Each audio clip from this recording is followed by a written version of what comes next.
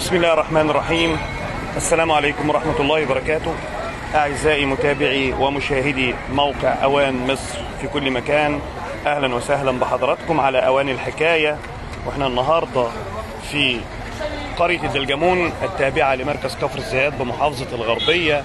معانا باشمهندس أحمد، طالب بكلية الهندسة، قرر إنه يساعد نفسه بنفسه وإنه يعتمد على نفسه ويخفف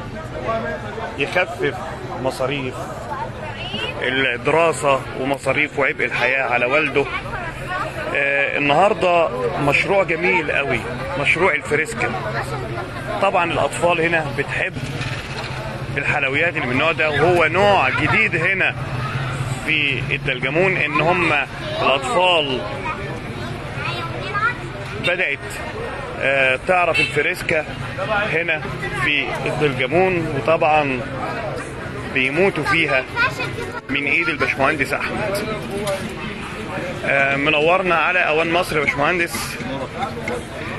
ادينا بقى نبذه، عملت المشروع ده ازاي؟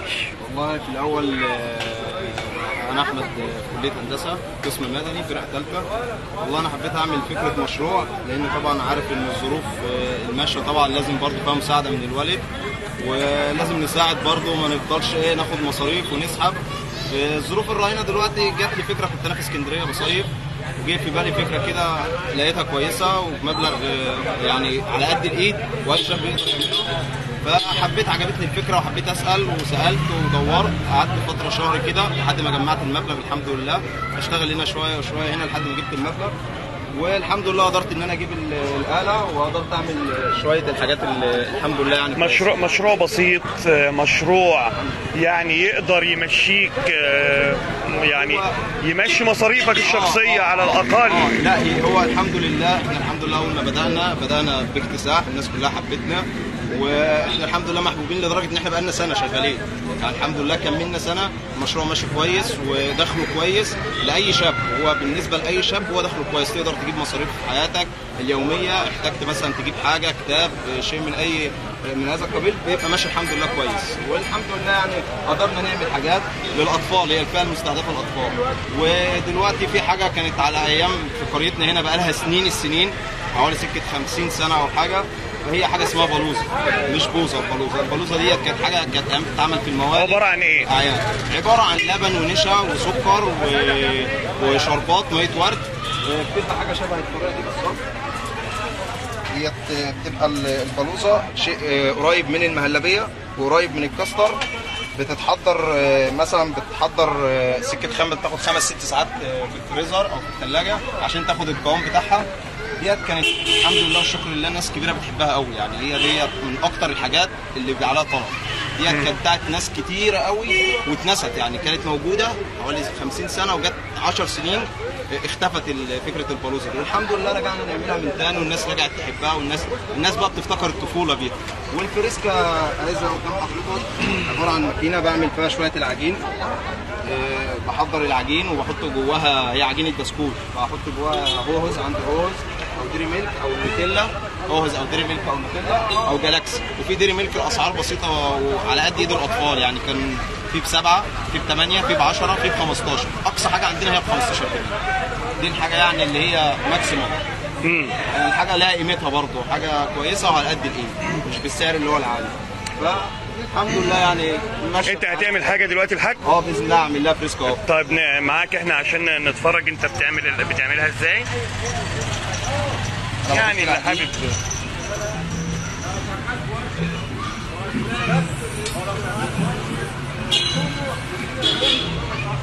بقيت عارف اعمل ايه، اكل فريسكا ولا ايه؟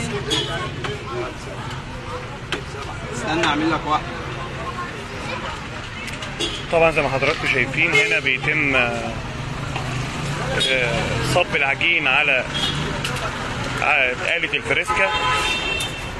طبعا مش كل الناس تعرفها، في ناس كتير برضو تعرفها من ناحية تانية. الحمد لله فكرة جديدة، فكرة لسه يعني تعتبر في المحافظة عامة ما جاتش، لأن دي تبع الوجه البحري.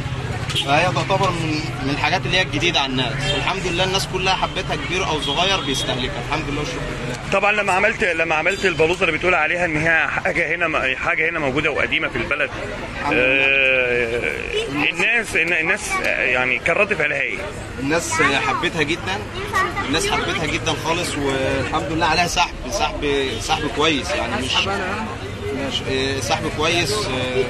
الناس بتاخدها وكده، بس الحمد لله يعني ماشي الحال، هي بتمشي حالها، بس تجيب مصاريفك وتجيب حالك، وفي نفس الوقت انت بتساعد نفسك يعني، بحيث انك ما تفضلش كل شويه تقول انا عاوز، لا تقدر تجيب وتقدر تسعى، والحمد لله لو مش كده بقى لي سنه. انت قلت لي انت في الفرقه الكام يا باشمهندس احمد؟ في الفرقه الثالثه قسم مدني، هندسه مدني.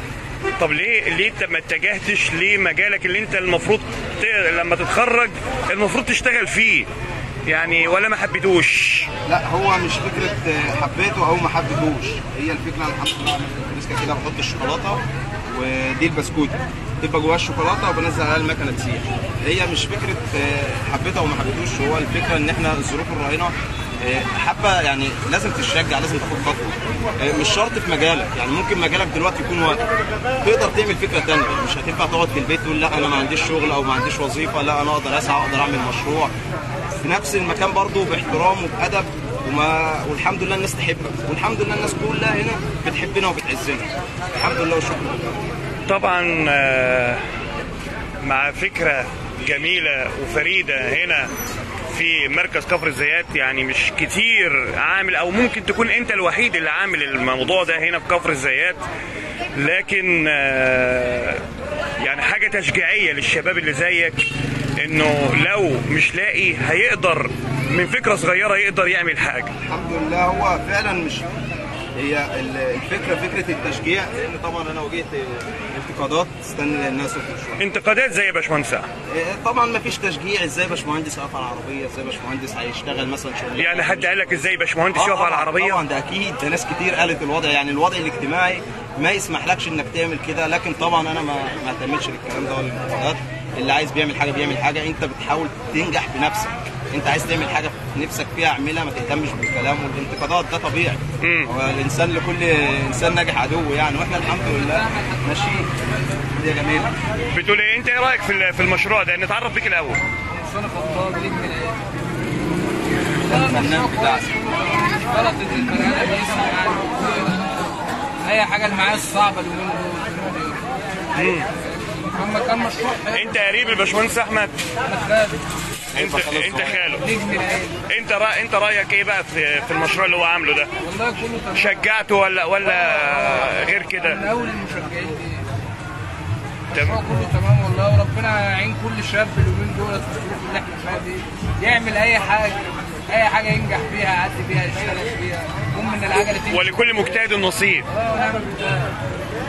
فالحمد لله بقى لي سنه دلوقتي المشروع ماشي كويس، طبعا بيبقى فيه دروبات، بيبقى فيه مشاكل، الحمد لله ماشيين قانوني برضه، وحاجتنا كلها قانوني، حاجتنا كلها بعمايل ايدي الحاجه ربنا يديها الصحه، ربنا يبارك لك. يعني الحاجه دي كلها ما فيهاش مش مواد حافظه ولا اي شيء، اليوم بيومه، انا معادي بيبقى العشاء بقفل بخلص حاجتي واقفل، ما بعملش بالزياده او حاجه تبات او كده، عشان دي حاجه اطفال تمام، حصل او كده انا اللي هبقى مسؤول، فالحمد لله حاجات بعمايل الايد، وحاجات كلها غذاء يعني، كلها لبن، جوز الهند، عجينه بسكوت، كلها شوكولاتات، حاجات مفيده وغذاء، احسن ما الاطفال بتجيب اندومي او شيء، لا ممكن بالسعر ده وبسعر بسيط على قد ايديهم يجيبوا الفريسكا دي، حاجه تسليهم وحاجه زي الحلويات كده.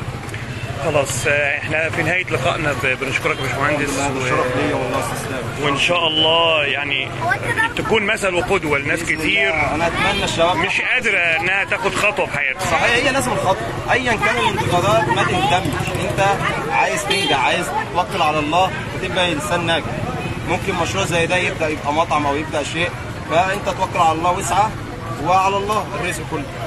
شكرا لك يا باشمهندس. بمناسبة الوقف الجميل انا احب اهديك اخر كوبليه بمناسبة الهندسة، اقول لك يا رب انت الغني عني وعن عملي، سبحانك انت عليم ورقيب على عملي، انا توكالي عليك موش على عملي، يا رب طالب رضاك والعفو والجنة، ويوم القيامة يا كريم يصلح عملي. شكرا ليك وشكرا لحضراتكم لحسن المتابعه، ونورتني باذن الله. والسلام عليكم ورحمه الله وبركاته.